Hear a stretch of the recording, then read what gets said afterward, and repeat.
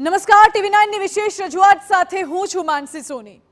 મહાસંગ્રામ 2024 ની વાત કરીએ તો સાબરકાંઠા બેઠક પર ભાજપની સ્થિતિ નબળી થઈ રહી છે। સતત વધી રહેલા આંતરિક વિખવાદને ઓછો કરવા ગૃહ રાજ્યમંત્રી હર્ષ સંઘવી આજે સાબરકાંઠા જિલ્લામાં પહોંચ્યા હતા। જિલ્લાના કોઈ નેતા હાલ કહેવા તૈયાર નથી કે મીટિંગમાં શું થયું। બહાર આવીને નેતાઓ 5 લાખની લીડ મેળવીશું તેમ કહી રહ્યા છે, જ્યારે બીજી તરફ કોંગ્રેસ સવાલ કરી રહ્યું છે કે 5 લાખની લીડ લાવવાના છો તો ઉમેદવાર કેમ બદલ્યો, કેમ 2000 લોકોએ રાજીનામા આપ્યા, કેમ અસંતોષની નેતાઓની યાદી મોટી થઈ રહી છે।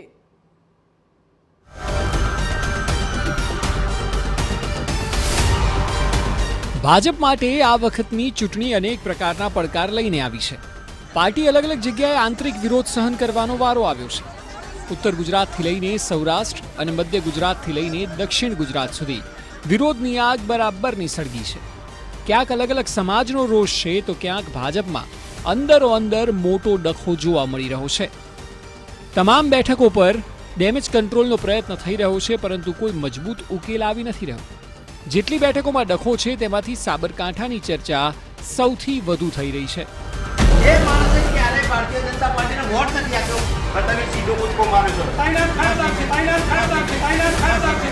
સાબરકાંઠા ભાજપમાં સંગ્રામ યથાવત।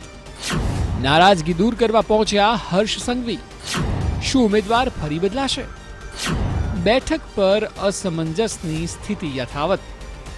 આમ તો ભાજપમાં આંતરિક વિખવાદ અનેક બેઠકો પર જોવા મળ્યો છે, પરંતુ જેટલો ડખો સાબરકાંઠામાં છે તેટલો મોટો ડખો અન્ય કોઈ બેઠકમાં નથી જોવા મળી રહ્યો। આપ કલ્પના કરો કે આજે ગૃહ રાજ્યમંત્રીએ જિલ્લાનો પ્રવાસ કરવો પડ્યો અને કલાકોની મેરેથોન મીટિંગ લીધી। નારાજ નેતાઓને મનાવવા બાદ જિલ્લા પંચાયત પ્રમુખના ઘરે બેઠક યોજાઈ। રાજ્ય કક્ષાના મંત્રી ભીખુસિંહ પરમાર, પૂર્વ ઉમેદવાર ભીખાજી ઠાકોર પણ બેઠકમાં હાજર રહ્યા હતા। એ સિવાય જિલ્લા પ્રભારી અને સંગઠન પ્રમુખ સહિત અનેક આગેવાનો સાથે પણ બેઠક હર્ષ સંઘવીએ યોજી હતી। लगभग 4 થી 4.5 કલાક જેટલી લાંબી આ મેરેથોન બેઠક ચાલી હતી, જેની અંદર ખાસ કરીને ભીખુસિંહ પરમાર, અરવલ્લી જિલ્લાના ભાજપના પ્રમુખ રાજેન્દ્ર પટેલ, સાબરકાંઠા જિલ્લા ભાજપના પ્રમુખ કનુભાઈ પટેલ, આ ઉપરાંત બંને જિલ્લાના ભાજપના પ્રભારી અને લોકસભાના સંયોજક જે છે તેઓ પણ ઉપસ્થિત રહ્યા હતા અને તેઓને પણ સાંભળવામાં આવ્યા હતા। આ ઉપરાંત જે તાલુકા અને જિલ્લાના મંડળના વિવિધ જે પ્રકારના આગેવાનો છે તેઓને પણ સાંભળવામાં આવ્યા હતા। ઉપરાંત કેટલાક પદાધિકારીઓ છે જિલ્લા અને તાલુકા પંચાયતના, તેમની પણ વાત જે હોય સાંભળવામાં આવી હતી। જે લોકોના સૂર નારાજગીના હતા તેઓના સૂર બદલવા માટેનો પ્રયાસ જે છે તે હર્ષ સંઘવી દ્વારા કરવામાં આવ્યો હતો। કેટલાક લોકોની જે નારાજગી છે તે દૂર કરવા માટે થઈને તેઓએ સમજાવવાનો પણ પ્રયાસ કર્યો હતો। જે ઉમેદવાર બન્યા હતા, ઉમેદવારની લાઈનમાં હતા, તે લોકોને પણ તેઓ સમજાવ્યું હતું કે પાર્ટીની લાઈન જે છે તે પાર્ટી લાઈન મુજબ કામ કરવા માટે તેઓ કામે લાગી જાય, આ પ્રકારની વાત કરવામાં આવી હતી। તો કેટલાક જે અંદરથી બહાર આવ્યા હતા તેઓનું કહેવું હતું કે એક પણ લીટી બહાર બોલવામાં નથી આવી રહી અને જે પોતાને કામ કરવાનું સોંપ્યું છે તે પ્રકારની કાર્યવાહી કરવામાં આવશે, તે પ્રકારનું પણ તેઓ બહાર નીકળતી વખતે જણાવી રહ્યા હતા।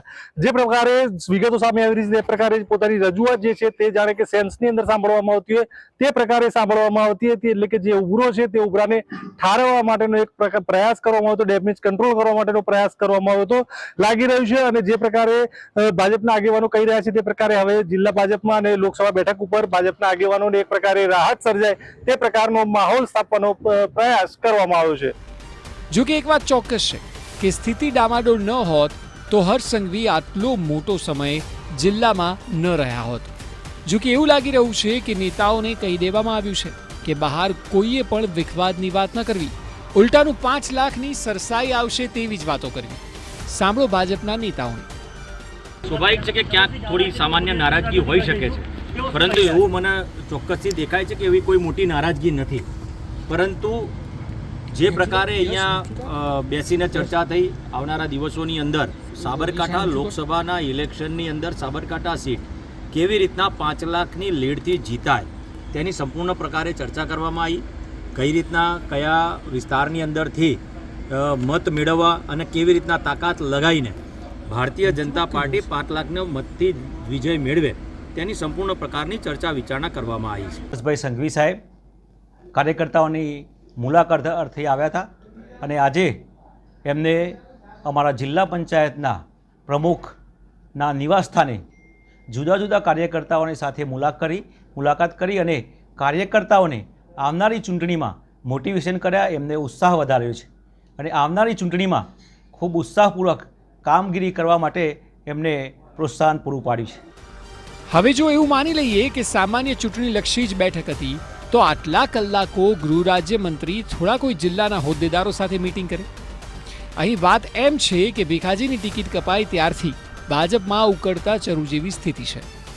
આ તરફ ભાજપે સાબરકાંઠા 5 લાખથી વધુ મતોથી જીતવાની વાત કરી, ત્યારે સાથે જ કોંગ્રેસના સાબરકાંઠાના ઉમેદવાર તુષાર ચૌધરીએ કહ્યું કે 5 લાખ તો છોડો, 8 થી 10 સીટો ભાજપે રાજ્યમાં ગુમાવવાનો વારો આવી ગયો છે.